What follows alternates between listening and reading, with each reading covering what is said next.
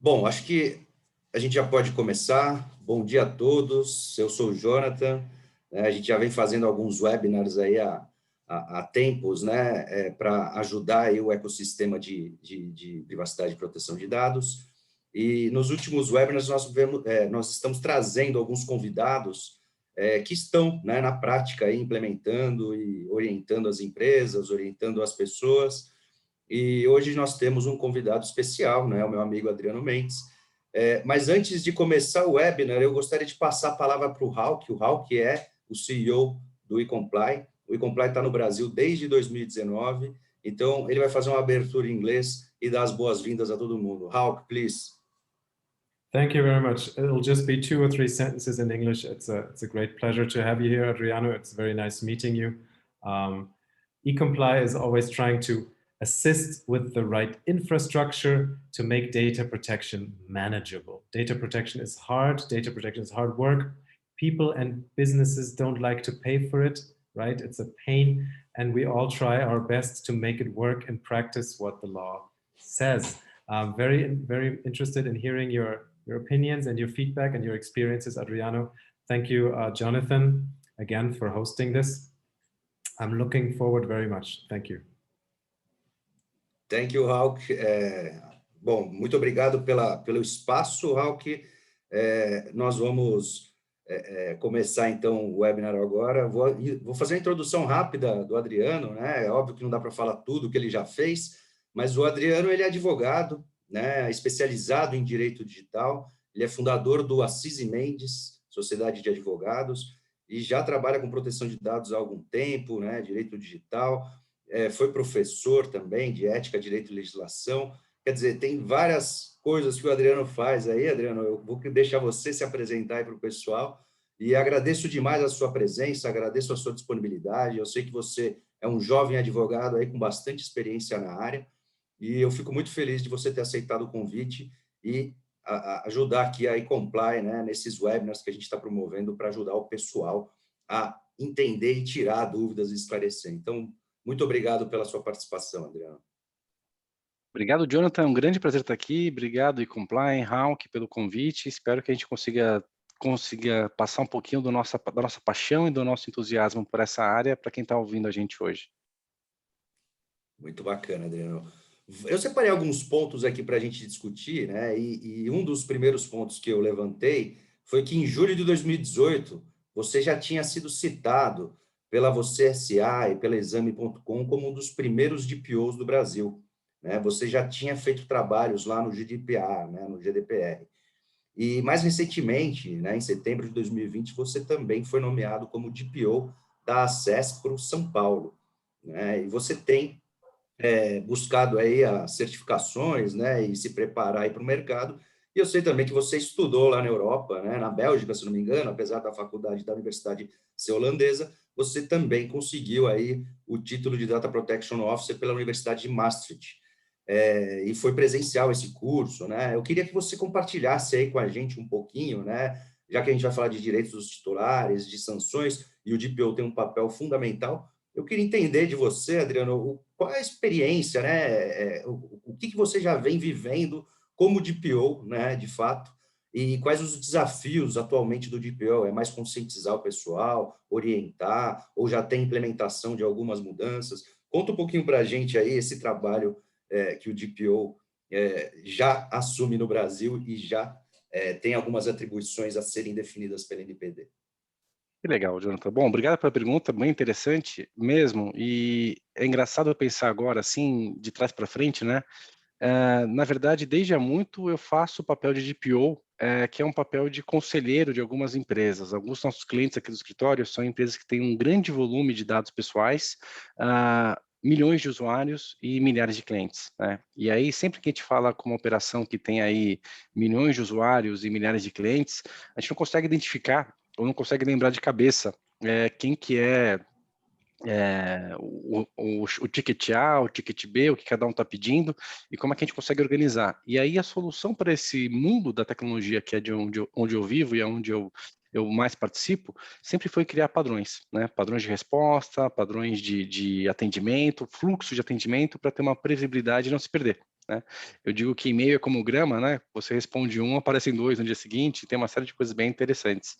E aí a base de tudo isso começou lá atrás com o direito à internet, no nosso caso específico, que era essa questão de tipo, como é que eu garanto que as relações de consumo estão sendo aderentes aqui numa plataforma de e-commerce, numa plataforma online? Como é que eu faço uma validação de usuário? Como é que eu evito os problemas com hackers, mau uso da informação e uma série de coisas? E aí eu fui aprendendo, buscando mais conhecimento, juntando várias informações, até que, de repente, a gente se consolidou como um escritório digital. Em 2017, o telefone tocou aqui no escritório, era um cliente nosso europeu, dizendo que ele precisava se adequar com uma tal de GDPR, que era uma lei europeia nova, né, uma evolução da 9546, uma outra lei que eles já tinham lá tal, que eles estão fazendo um trabalho no Brasil. Eu falei, legal, vamos ver. E quando eu estudei o assunto a primeira vez, eu me apaixonei. Eu falei assim, nossa, é isso. Por quê? É muito mais fácil explicar para as pessoas o que é accountability, transparência, de SARS, direitos dos titulares, tal, do que ficar falando, olha, uma interpretação possível do Código de Defesa do Consumidor, uma interpretação possível da CLT, a gente tem o nosso princípio na Constituição que diz isso, então agora a gente tinha uma lei específica que encaixava muito melhor naquele vácuo deixado pelo CDC, Marco Civil da Internet, e as outras leis que a gente já tinha que trabalhar no dia a dia, né? E aí, o legal do que eu tinha entendido da GDPR naquele momento é que ela era uma norma positiva que dava os guidelines, que dava o que fazer, né? A gente continuou estudando bastante sobre isso, e aí veio 25 de maio de 2018, quando a GDPR entrou em vigor, né? E no Brasil, a gente não teve um resultado imediato disso. Por quê?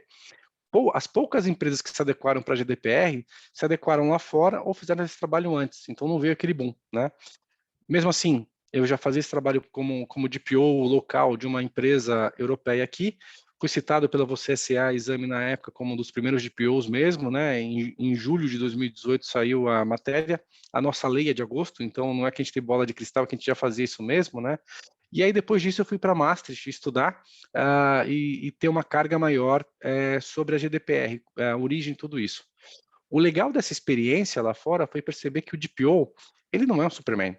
O DPO não é um cara que tem um QI 250, sabe tudo da empresa e tal. Ele é só uma pessoa que entendeu, de fato, o que a empresa faz, né? Quais são os processos dessa empresa, em que momento essa empresa tem acesso a dados, como é que ela lida com esses dados pessoais e quais são as portas de entrada e portas de saída desses dados para conseguir fazer o report, tanto para DPA, que é a Autoridade de Proteção de Dados Pessoais Locais, né, como também para os titulares de dados. Entendendo que o DPO não é essa figura mágica, e sim é uma pessoa que tem que ter um esforço, né, e metodologia, a gente conseguiu ir atrás e criar aqui procedimentos que são muito válidos para o Brasil também.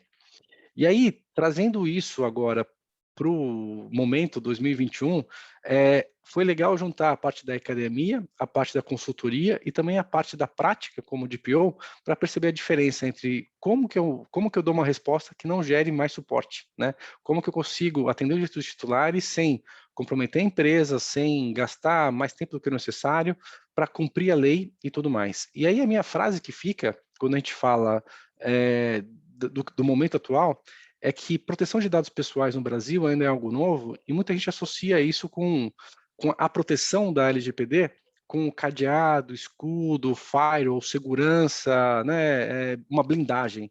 E, na verdade, o estigma aqui do escritório é que essa proteção ela tem tudo a ver com carinho. É o carinho de um pai e uma mãe com seu filho, é o carinho da gente com alguém que a gente gosta, né? E por querer bem, eu cuido melhor, né? Então, a função do DPO é saber como que esses dados estão sendo cuidados dentro da empresa e não protegidos, né? Como que a empresa está se organizando e como o DPO pode ajudar que cada parte desses agentes de tratamentos cuide melhor dessas informações que são tão preciosas para cada um, né? Por quê? Do ponto de vista ético, se a gente cuida bem dos dados dos outros, a gente espera que os outros também cuidem bem dos nossos dados, né? E aí a nossa função, enquanto DPO, é de fato evangelizar, né? É dizer o que a gente viu, é comentar as matérias, é trazer o que há de novo, para que as pessoas comecem a entender, naquele nosso modelo do Karate Kid também, de uma coisa mais simples, que vai ficando mais complexa, né? Começar a entender isso daí para que, de fato, percebam que não é opcional ter LGPD e que a LGPD não é uma coisa que está fora do negócio, é parte do nosso dia a dia. Perfeito, Adriano. Você teve uma experiência bastante importante também na Universidade de Lisboa, né? Essa experiência europeia, ela te trouxe uma bagagem muito forte e eu acho que você pode explicar aqui o que você vem aproveitando da Europa, né, para a realidade brasileira e o que não dá para aproveitar, né? Obviamente, a cultura, por exemplo, é uma coisa que a gente precisa desenvolver no Brasil. O que você vê aí de aprendizado da Europa e o que você vem aplicando de fato aqui? Na Universidade de Lisboa, a gente teve a chance de comparar a então GDPR já promulgada com a recém-lançada LGPD, né? E foi bem legal. E depois disso, a gente teve contato com várias empresas de consultoria que contaram como é que foi a implementação da GDPR na prática. Muito interessante, porque diferente de outros países como Alemanha, Inglaterra e França, né? Portugal é mais parecido com o Brasil. E aí a GDPR teve 2 anos de vacatio legis, né, ela entrou em vigor no dia 25 de maio, e em Portugal especificamente, as empresas só começaram a se preocupar em janeiro de 2018. Né? Primeiro, eles foram para os escritórios de advocacia, e aí os escritórios de advocacia fizeram pareceres de como as empresas teriam que se adequar. Né?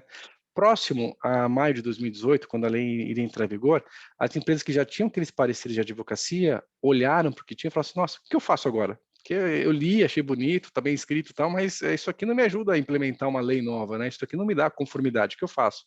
E aí eles foram atrás de profissionais de todas as áreas, não só da área jurídica e não só da área técnica, para ajudar a trazer aqueles conceitos que estavam na lei e fazerem parar de pé dentro das empresas. Na Europa como um todo, o que a gente percebeu foi que eles já tinham um background anterior de uma outra legislação, da 946, que ajudava a entender o que fazer. Então, a GDPR é um upgrade, né, é uma melhoria de uma outra lei que eles já tinham lá. Privacidade é um conceito que os europeus e os americanos têm nativo, né? Enquanto a gente aqui está aprendendo que isso também é importante e a gente aqui não tem muito pudor em ir na praia de biquíni, nem de sair na televisão quando nem de querer passar atrás de uma imagem quando a gente sabe que está filmando, porque acha que vai ser legal ser na televisão, né? E o europeu, o americano, ele é mais reservado nisso pelas questões históricas que eles tiveram, né? Então lá foi mais fácil. E aí o que fica da Europa é que a GDPR e a LGPD não são leis que estão aqui para atrapalhar os nossos negócios. Elas são leis que estão aqui para ajudar a gente a fazer negócios melhores. Ou seja, eu não preciso olhar a LGPD como algo que vai burocratizar, eu não preciso olhar a LGPD como algo que vai travar o meu negócio, e nem tudo é consentimento. Né? A gente tem que fugir do consentimento, a gente tem que saber quando aplicar o consentimento para ter, de fato, uma relação positiva, transparente e ágil com os nossos clientes, titulares e tudo mais. A outra lição que a gente tira é que não existe uma única entidade, né, que tem uma bala de prata que consiga resolver tudo sozinho. Então, dependendo do negócio que a gente está falando, eu vou ter que ter um consultor que entenda mais da área jurídica. Num outro caso, um consultor que entenda mais da área de tecnologia. E no terceiro caso, provavelmente, um consultor que entenda muito mais da área de processos. Por quê? A LGPD e a GDPR é baseada em pessoas, processos e tecnologia. Né? Então, eu não consigo dizer que um vale mais do que o outro, porque depende do caso concreto. Né? Não sei se eu respondi completamente, Jonathan, mas de uma maneira pragmática, a história que a gente aprendeu com a GDPR é que isso é positivo, isso não precisa atrapalhar o negócio e não adianta fazer para ter o certificado ou dizer que tem um parecer e colocar na gaveta. Né? É algo que tem que se provar de fato efetivo e ser incorporado ao dia a dia das empresas, porque senão, como a gente tem visto já na Europa, as multas vão chegar. Em último caso, né, as multas vão chegar aqui no Brasil, as multas que são de até 50 milhões de reais podem chegar para quem não demonstrar conformidade. E demonstrar conformidade não é tirar um parecer da gaveta caso a NPD um dia requisite essa informação para você. Acho que ficou bem claro, sim, Adriano. Obrigado pela resposta, obrigado por compartilhar sua experiência. Um outro ponto que eu separei, que eu acho super importante, ainda falando do DPO, né, é que muita gente entende que o DPO vai ter um olhar e vai ajudar a empresa e pensar nos interesses só da empresa. Né? Mas, na verdade, o DPO ele tem um olhar bastante direcionado para os direitos dos titulares. Né? Então, ele precisa ficar atento se a empresa está cumprindo, né, e respeitando esses direitos, esse carinho que você comentou, que é uma boa analogia, né? O zelo com os dados, ele acaba, as empresas, as organizações acabam se tornando aí depositários ou custodiantes desses dados e precisa ter realmente responsabilidade com isso, né? E aí o DPO, pensando nos direitos dos titulares, ele precisa promover mudanças, né? E realmente, esse hands-on, é botar a mão na massa realmente para implementar e fazer as mudanças acontecerem, terem projetos lá para essas mudanças acontecerem, né? Você verifica que nas organizações que você presta aí consultoria, né? Você é DPO, essas organizações estão priorizando algumas atividades principais, nesse momento é mais conscientização, nesse momento já é implementação de alguns pontos, né? E que mais que o DPO ele poderia ou ele pode, né, ter como atribuição, apesar da falta de definição ainda de um papel completo do DPO pela LPD, né? O que as organizações já vêm exigindo do DPO e o que ele já vem desenvolvendo aí dentro das organizações? Você me fez pensar, Jonathan. Estou pensando aqui, eu ia dar uma resposta, claro que sim, mas na verdade eu vou dar uma resposta parcial, né? As empresas que nos contratam, elas têm todo o interesse em estar totalmente aderente à LGPD, né? Mas pensando agora, eu não sei se quem não contrata a gente é porque não dá importância para os dados ainda. Então pode acontecer que eu estou falando aqui enviesado com quem quer acertar, né? Do que a gente tem visto, as empresas querem acertar mesmo, as empresas querem cumprir a lei, as empresas querem cumprir mais essa lei que vai se harmonizar com as outras leis, né? E elas têm algumas dificuldades práticas em fazer isso por questões tanto de tempo, entendimento, perfil e uma série de coisas. Mas as empresas já perceberam que o dano reputacional por não seguir a LGPD pode ser maior do que a multa, eventualmente, né? E quando a gente fala de privacidade, a gente sempre é remetido para um lugar que é mais caro, melhor. Então, quando a gente fala de VIP, né, quando a gente fala de algo que é seguro, a gente está falando que aquilo ali tem um valor maior. E as empresas entenderam isso, e por isso elas tendem a querer estar na conformidade da privacidade também. Hoje em dia, quando alguém te liga e tem seus dados e você não sabe a origem disso, você fica desconfiado, fala assim, nossa, mas quem é você? De onde você pegou minhas informações? Né? Hoje em dia, quando você vê que uma empresa foi vítima de um vazamento e não se pronunciou, ou quando você percebe que a empresa está fazendo algo que não é transparente em relação aos seus dados, você fica ressabiado e tende a procurar um outro player para isso. Então, todo mundo já entendeu que a transparência e a conformidade LGPD vai ajudar que a gente esteja melhor preparado para o século XXI e para o nosso negócio. E como isso é uma obrigação geral, que pega todos os mercados, né? Tanto as empresas vão ganhar com isso que o custo de aquisição de clientes passa a ser parecido, né? Então, também assim, poxa, se eu tenho agora que seguir procedimento X, é provável que o meu concorrente também tenha que seguir o mesmo procedimento. Então, a gente vai conseguir tirar aí algumas empresas que não eram éticas dessa jogada como um todo e vão ficar só aquelas que tratam os dados de uma maneira correta. Em relação aos nossos trabalhos que a gente tem visto, é muito engraçado. Geralmente a gente faz a gente juntou aqui, tem a conscientização, tem o data mapping, né? Tem várias fases, a gente chama isso de uma etapa 1 agora, porque a lei já está vigente, né? Mas depois que a gente faz a entrega e começa a falar com o DPO, que surgem as novidades, que surgem as surpresinhas. Por quê? A gente descobre o DPO interno da empresa, né? Ou a gente juntos descobre que teve um contratinho ali da área de marketing que não foi revisto, né? E tem um grande impacto, né? Ou tem um outro contratinho ali que apareceu de TI com um tal de data center, né? Que faz a exportação de dados para fora do Brasil, que também não tinha entrado no mapeamento inicial, e uma série de coisas que daí que vem a nossa chance de parar, entender o que é e compartilhar com essas empresas como que elas devem agir dali para frente. Aí a gente fala de evangelizar, que é educar, é muito importante porque não dá para depender de um consultor externo no dia a dia de uma empresa. Então, logo mais, todo mundo vai saber o que fazer com a LGPD, porque vai ser um assunto do dia a dia. Assim como é hoje, a gente pode não ser especialista, né? Mas a gente sabe nossos direitos trabalhistas, a gente sabe nossos direitos enquanto consumidor, e com certeza a gente vai saber nossos direitos também como titular de dados aqui para frente em pouquíssimo tempo, porque vai ser tão comum que a gente vai aprender isso daí. E quando teve aquela proposta que não passou na MP 869, que queria alterar a LGPD, né, que falava que o DPO precisa ter um conhecimento das leis, algumas pessoas entenderam isso daí como uma reserva de mercado para os advogados. E aí eu sempre disse também, de uma forma contrária, que não, que na verdade, assim, o conhecimento das leis significa que você teve interesse, leu aquela legislação e se esforçou para entender. Por quê? A gente também tem que ter o conhecimento no Código de Trânsito Nacional para poder dirigir. né? Mas nem por isso só advogado pode ser motorista de Uber, né? A gente consegue aqui criar uma estrutura e dizer que a lei é importante, mas não criar uma reserva e dizer, olha, só uma área ou só uma outra área vai ter que ter isso daí. Na verdade, quanto mais difundido for a informação da LGPD, dentro do marketing, contabilidade, finanças, comercial, jurídico, RH, melhor vai ser para a empresa como toda. Por quê? Nós já temos um silo do conhecimento, se as multas são baseadas no faturamento e qualquer infração de qualquer departamento pode dar o trigger que eu preciso para ser sancionado ou multado para ter um incidente. Então, é melhor a gente fortificar a empresa como toda, compartilhando o que a gente sabe, do que criar os especialistas que vão ficar trancados numa sala, fechadinhos. Maravilha, é isso mesmo.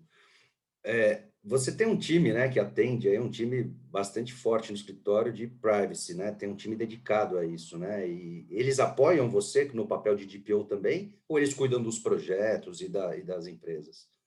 Apenas das consultorias, vamos dizer assim. Ou eles têm um papel Olha, fundamental também para apoiar o DPO? então, o DPO não pode ser um Superman, né? E grande parte da nossa equipe aqui já tem cursos, certificações também de diversas bandeiras, inclusive para ajudar a gente a dar essa resposta melhor ao DPO, o que a gente chama de suporte ao DPO.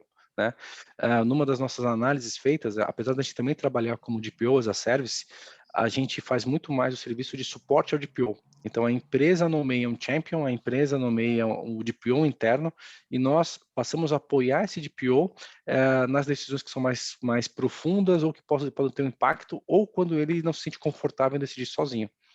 E aí o mais engraçado é que eu não sou o DPO da Cisi Mendes. A gente tem a Bianca Pinheiro, que é a DPO da Cisi Mendes também, e ela faz esse papel, justamente para a gente perceber e poder ter essa visão conjunta de como é. Quando eu fui ser entrevistado pela Bianca para responder, para fazer o data mapping e dizer que dados a gente tinha, que dados que a gente coletava tal, eu respondi de cabeça, imagina, já tinha tempos e tempos fazendo isso daí e tal. E aí, quando terminou a reunião, eu falei, puxa, que legal, a Bianca fez ótimas perguntas, é verdade e tal. Eu falei, puxa vida, eu não falei dos pagamentos que a gente faz para os advogados associados, puxa vida, eu não falei que a gente tem aqui uma série de dados de testemunha, né? Comecei a lembrar das coisas que eu mesmo não tinha falado para ela. E aí eu fiquei mais humano também, falei, se eu, que sou um professor especializado, trabalhei tanto tempo com isso e tal, não consegui de primeira responder, imagina a dificuldade para alguém que nunca teve contato com essa área entender. Né? Então, é legal ter um time de multidisciplinar, a gente tem aqui pessoas de diferentes perfis, trajetórias e também especializações, para ajudar a gente a ter respostas ao DPO melhor. A empatia é tudo, realmente, Adriano. Eu acho que nesse momento, até porque a gente vive um momento difícil no Brasil, né? A crise da pandemia ainda continua, tem as questões econômicas também, as empresas, as pequenas estão sendo exigidas pelas grandes em muitos casos. Então, se a gente não tiver simpatia e orientar realmente, as pessoas não vão entender, é simples, né? Não é tão simples de entender no começo. Óbvio que vai fazer parte do dia a dia, mas nesse momento eu vejo um papel muito importante de educar, realmente, de orientar. Né? Indo agora para as questões dos titulares de dados, né? Um dos desafios aí para atender essas requisições, e os titulares têm direitos, eles vão poder exercer esses direitos não só, né, perante os agentes de tratamento, mas também vão poder peticionar diretamente NPD, caso não recebam retorno, né? E aí a gente vai falar sobre prazos também daqui a pouco, né? Um dos desafios é a validação, é saber se o titular que está requisitando é ele mesmo, né?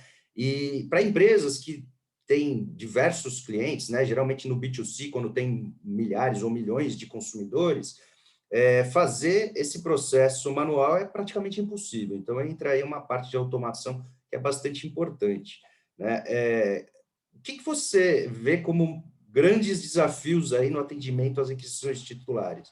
E, na sequência, a gente fala do prazo também, tá? Se você puder, a gente já emenda, porque o GDPR prevê ali um prazo de 30 dias, né? Que é um prazo razoável, mas muitas vezes pode ser um prazo curto. Já a LGPD trouxe imediatamente, né, no artigo 19 ali, inciso 1º, ou 15 dias, né, no inciso 2º. Quer dizer, esse prazo para a realidade brasileira não é um pouco curto também, né? Então, os desafios, só para resumir as perguntas, eu estou fazendo duas em uma, né? Os desafios para atender as requisições titulares, principalmente os modelos de negócio B2C, que tem diversos consumidores, né, titulares, e também os prazos aí previstos em lei. Lembrando que a gente também tem titular interno, né? Então tem que atender ex-funcionário, funcionários, né? Prestadores de serviços, quer dizer, tem um desafio grande aí nessa parte, eu não sei se está todo mundo de olho, né, nesse ponto aí, que é um ponto importante, né? Principalmente aí para a NPD e para as fiscalizações que vêm. Excelente, boas perguntas. Difícil de responder, vou tentar ser objetivo aqui para tentar, e depois a gente pode complementar. Mas vamos lá. Primeiro que o desafio da autenticação de um titular de dados para saber que ele é ele mesmo não acontece só na LGPD, ele também vem da Europa. Por quê? Se eu sou um negócio que tenho dados históricos, dados de muito tempo, e por algum motivo eu não era obrigado a ter ali um portal com usuário e senha, eu vou ter que requisitar informações e documentos desses titulares para saber que ele é ele. Então, eu vou ter que falar, por favor, envie uma cópia do seu documento de identificação, ou, por favor, preencha o formulário, assine. Teve uma empresa que pediu para reconhecer firma, né? Para saber que ela era, e, principalmente, para evitar fraude. Por quê? A GDPR pode ser, sem querer, né?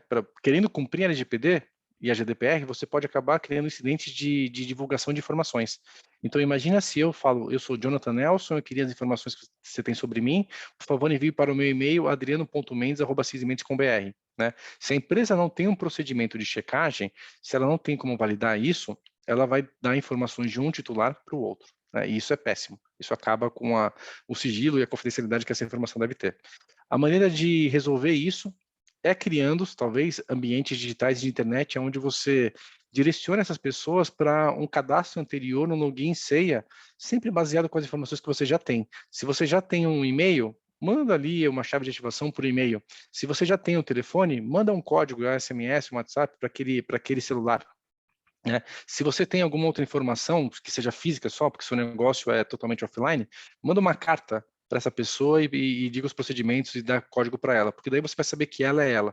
De outra forma, você vai ficar numa situação um pouco complicada, que é, você deveria receber essa pessoa fisicamente no seu escritório, olhar para o documento dela ou ter acesso aos documentos dela para dizer que aquele documento é da pessoa que está pedindo e aí devolver essa informação. Isso é custoso para todo mundo e não é o objetivo da lei. Embora a nossa lei também tenha alguns outros pontos, né? Como você falou aqui, tentando juntar tudo, nossa lei não falou de nenhum prazo. Ela sempre fala prazo razoável, tem que fazer, é bom ter imediatamente e tal.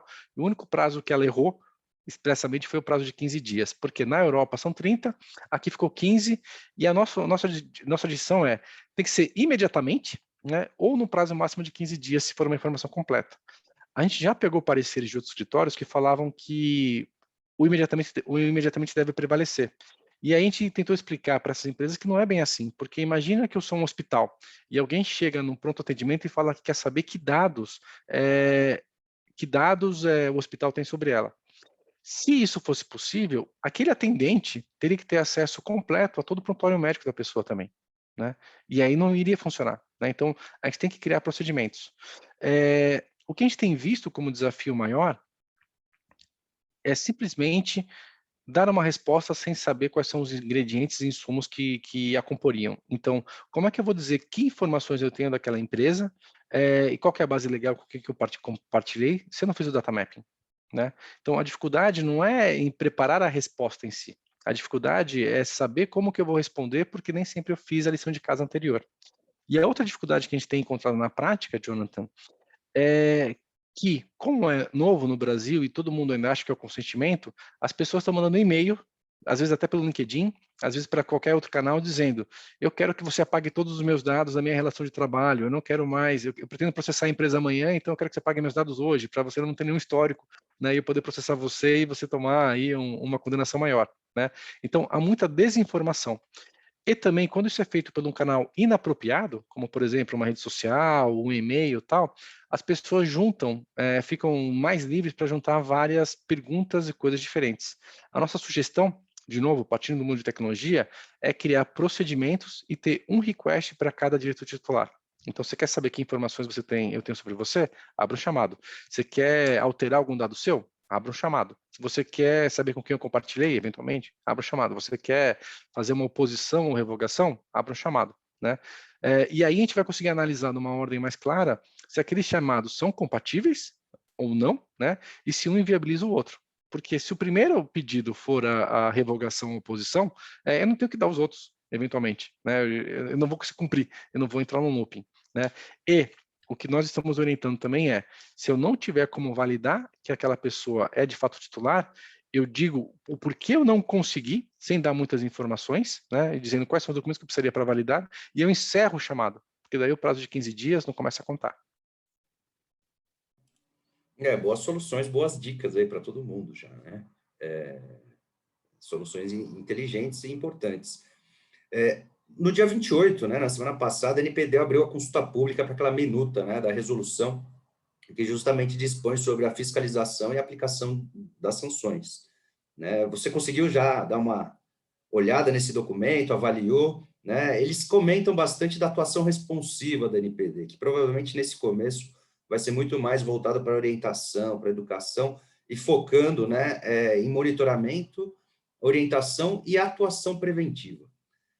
Você acredita que a NPD ela não vai começar a multar nesse primeiro momento? Ela vai realmente agir de uma forma educadora, vamos dizer assim?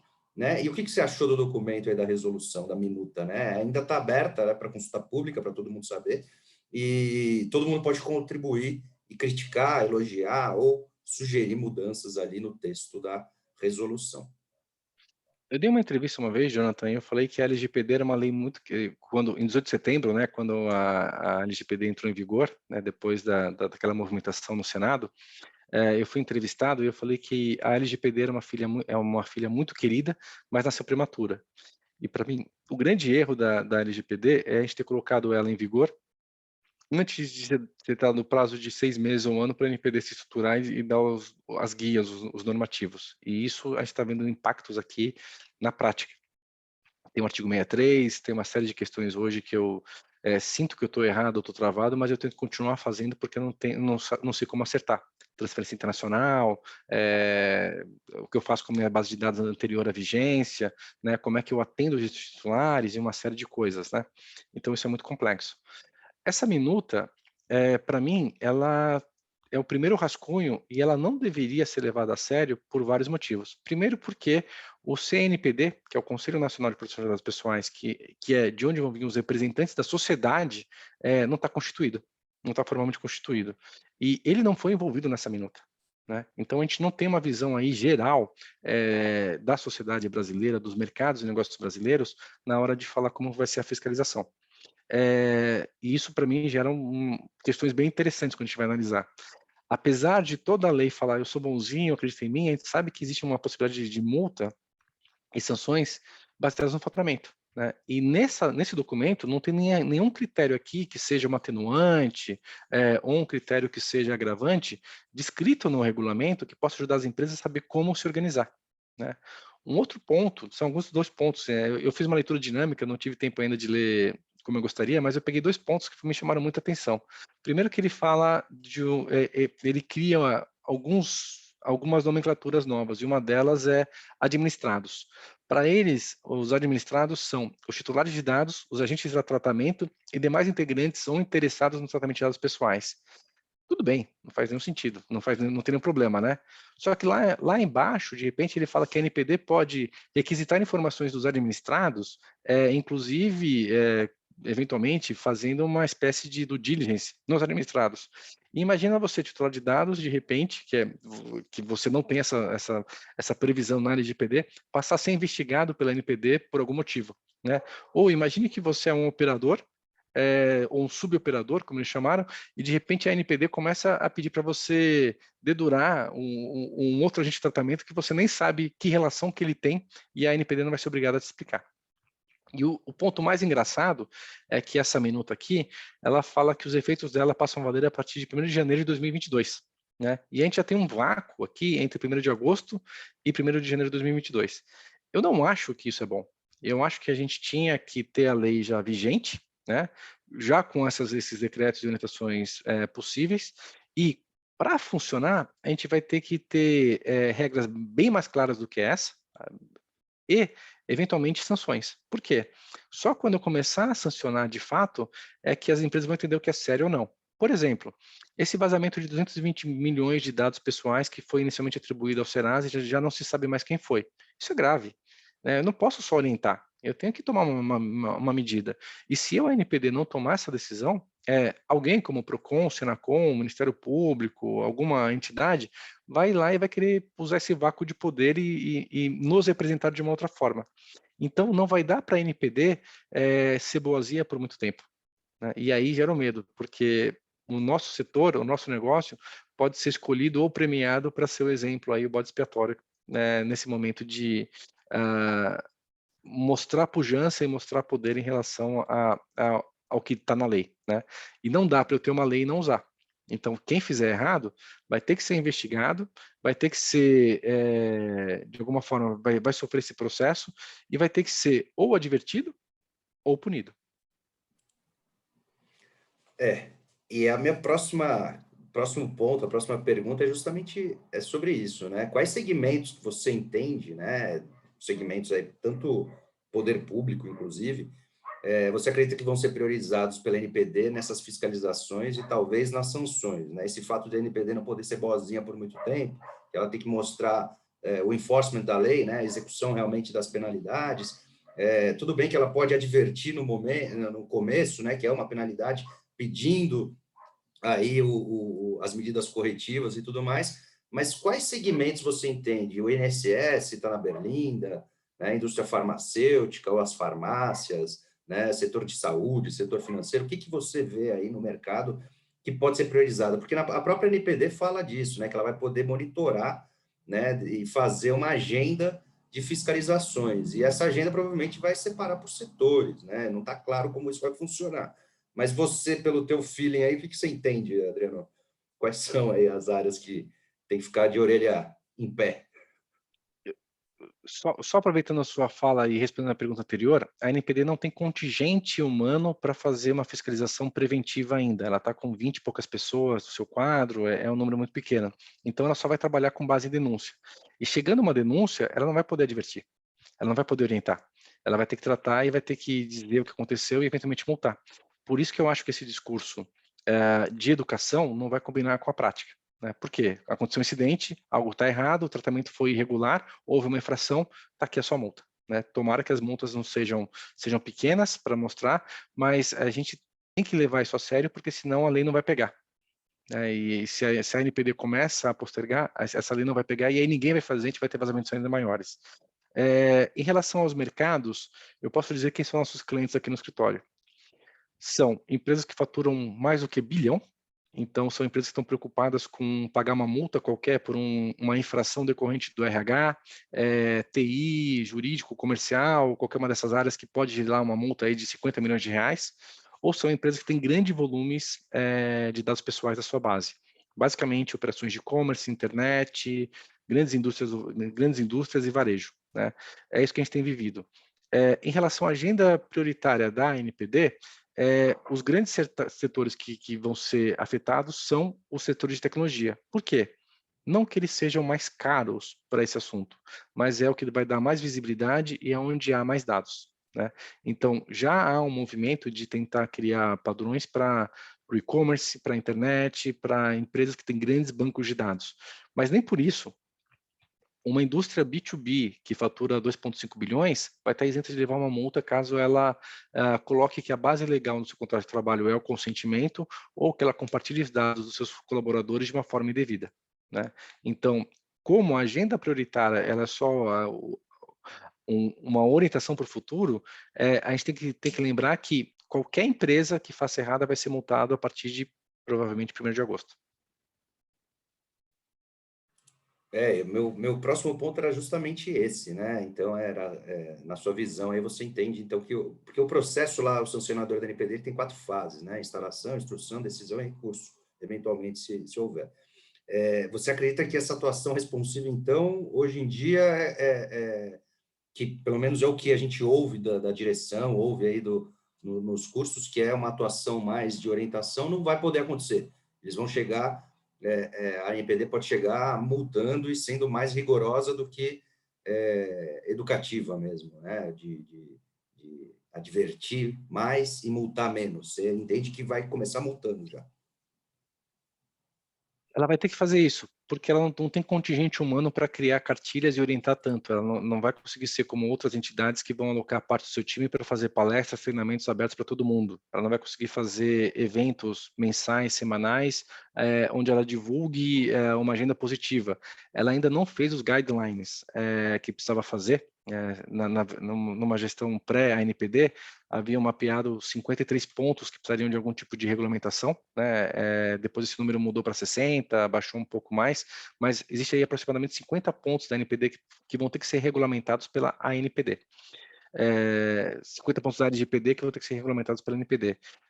E só quando eu tiver esses 50 pontos, de fato, ou 60 regulamentados, é que a gente vai saber o que a ANPD espera dos administrados, como eles chamaram agora, dos controladores e dos operadores e quais são os direitos dos titulares de dados.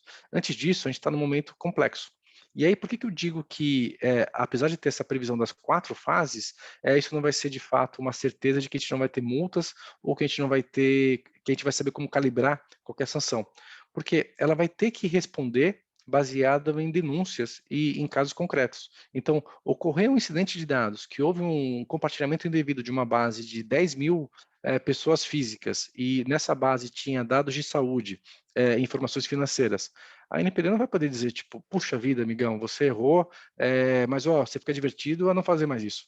Né? Ela vai ter que instaurar o processo, ela vai ter que verificar se a empresa agiu corretamente, e se ela não encontrar bases para não multar, né, e essas bases estão na lei, e se chegou nesse ponto de um vazamento, dados indevidos, né, houve um prejuízo, ela vai ter que ou advertir, que é uma sanção, ou de fato apenar. Então não dá para imaginar que esse jogo não vai começar assim que a ANPD puder multar. Porque senão ela vai cair descrédito mesmo e ninguém vai fazer a lição de casa. Vai ser igual dirigir usando o celular. É um dilema, e vamos aguardar, mas realmente tem um trade-off aí para a NPD, né? Ser rigorosa, né, logo de cara, ou realmente cumprir aí essa agenda mais da legislação responsiva, da educação, como vem sendo dito, pelo menos. Nós temos algumas perguntas. Seguir a lei não é ser rigoroso, eu estou dizendo só que ela não vai poder deixar de multar. Sim, mas não sim. significa que ela vai ter que dar uma multa de 50 milhões no primeiro caso. Né? Perfeito.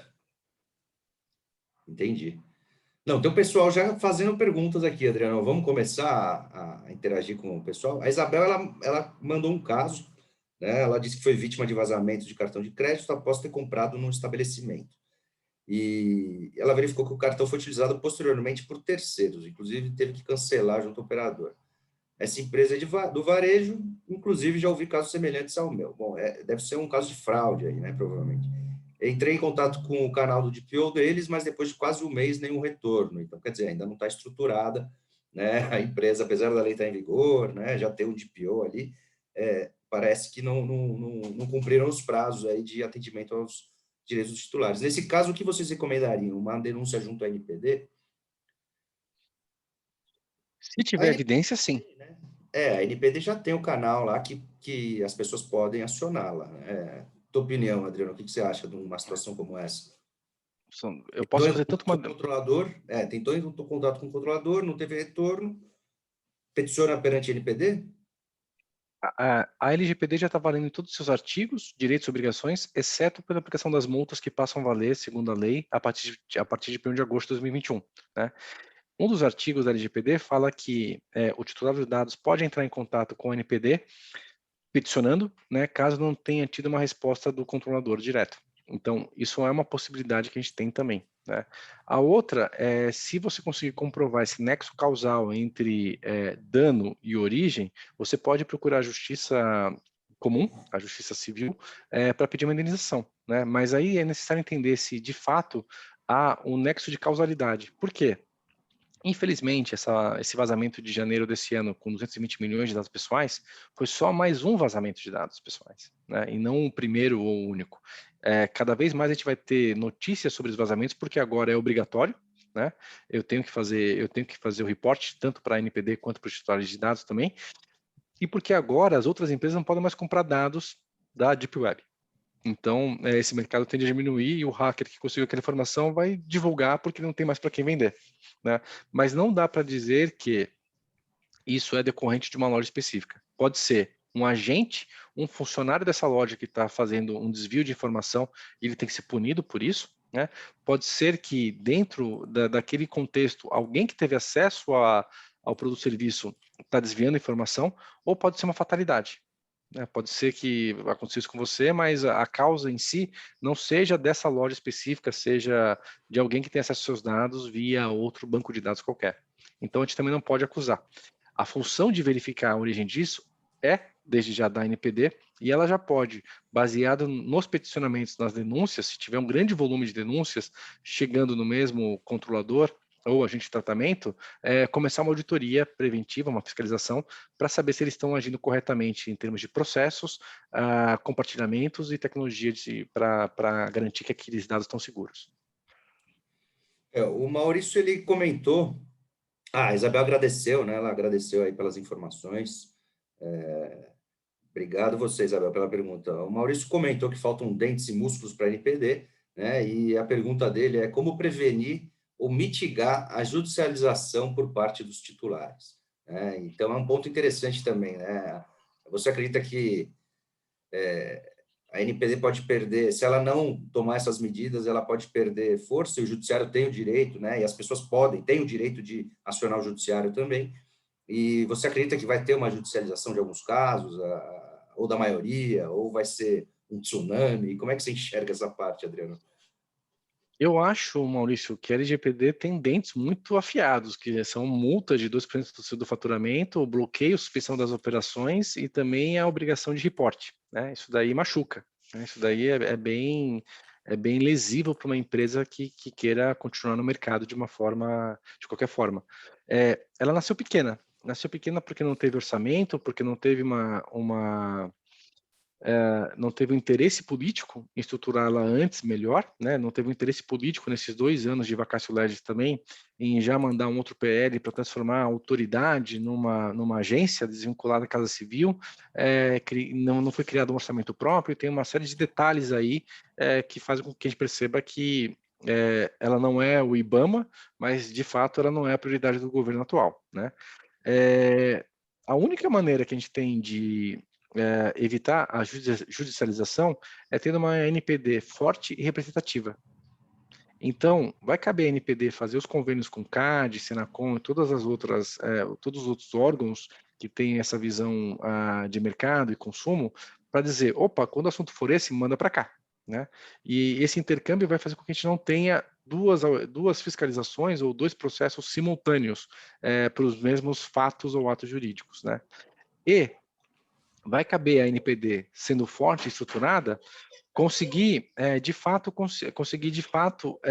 demonstrar para o judiciário que aquele dano já foi reparado. Por quê?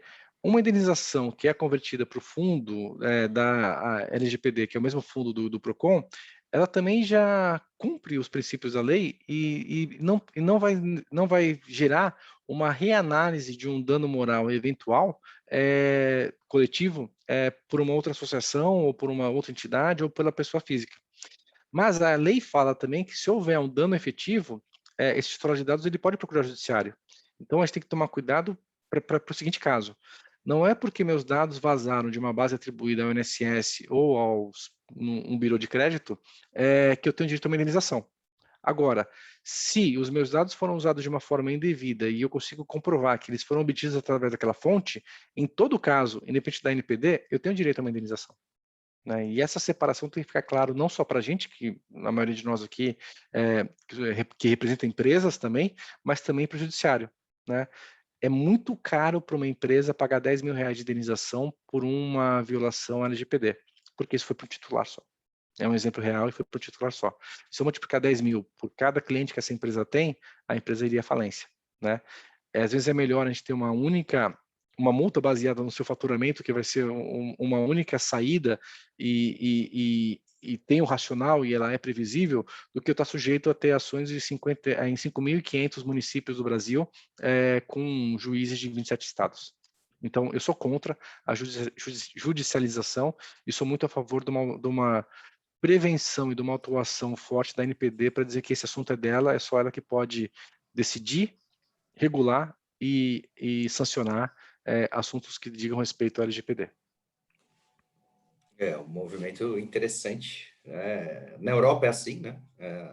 Quando a Autoridade Supervisora Europeia penaliza, o titular não tem direito a obter nova indenização no judiciário, aqui no Brasil, em tese, teriam, né? As esferas são diferentes e tudo mais. Pessoal, tem mais alguma pergunta? O Maurício também agradeceu a resposta aqui, Adriano. Vamos lá, pessoal, vamos interagir, aproveitar que o Adriano está aí à disposição para tirar várias dúvidas, entende do assunto e pode esclarecer alguns pontos importantes. O pessoal está tímido, Adriano. Você tem algum ponto importante aí que a gente deixou de tocar, que você queira destacar? Eu sei que são vários. Em relação ao direito dos titulares, se a gente puder falar um pouquinho mais sobre isso, Jonathan, é interessante porque, de novo, né, muita gente entende que o consentimento é a base para tudo, e não é. Né? E aí, eu não posso apagar os dados de um titular com quem eu tive uma relação jurídica que envolve um compartilhamento com uma outra empresa, eventualmente, que é baseado em contrato, ou que é baseado numa obrigação legal, ou que geram algum tipo de pagamento. Né?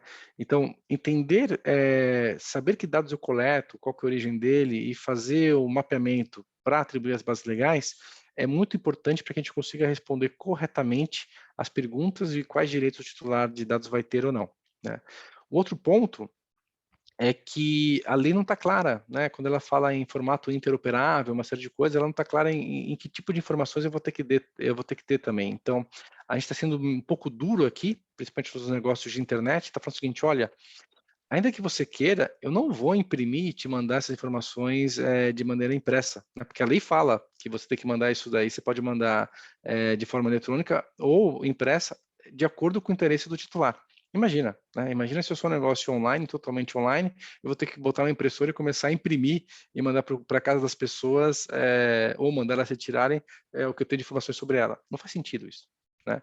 Então, a nossa lei, com certeza, ela está aqui para ajudar, ela é muito positiva, mas ela também precisa de ajustes. Então, a gente criticar a lei e documentar como que a gente vai cumprir, por que a gente vai cumprir e, eventualmente, por que a gente não consegue cumprir alguma coisa de uma maneira que é uma interpretação maior, vai me ajudar a ter esse racional caso alguém me questione. Não, perfeito. Não surgiu nenhuma dúvida aqui, Adriano, acho que a gente esclareceu os pontos aí de uma forma brilhante. Eu gostaria, então, de agradecer a tua participação. A gente pode fazer um próximo webinar, né, escolher um outro assunto. Tem vários assuntos, inclusive, para serem discutidos. Né? Acho que a questão de privacidade e proteção de dados no Brasil ainda está bem embrionária. Por favor, então, vou passar a palavra para você fazer o seu encerramento e agradecendo já a tua contribuição, né, a tua participação. Fico muito feliz aí que você tenha aceitado o convite e tenha disponibilizado esse seu tempo, que é precioso, né, para bater esse papo aqui de uma hora com a gente. Bom, uma vez mais, obrigado, Jonathan. Conta sempre comigo, é um prazer estar aqui com vocês e com o pessoal da Ecomply. Nossa função é essa mesma de compartilhar um pouco do que a gente está vivendo e do momento que a gente está em relação ao LGPD. E fico à disposição de todos vocês também, através dos nossos canais aí, do DPO, @CISIMendes, brincadeira, né, dos contatos do CISIMendes também, para caso vocês tenham alguma dúvida e quiserem entrar em contato, a gente está à disposição para conversar sobre esses assuntos todos que são muito caros e novos para todo mundo. Obrigado. Obrigado, Adriano. Lucas, thank you.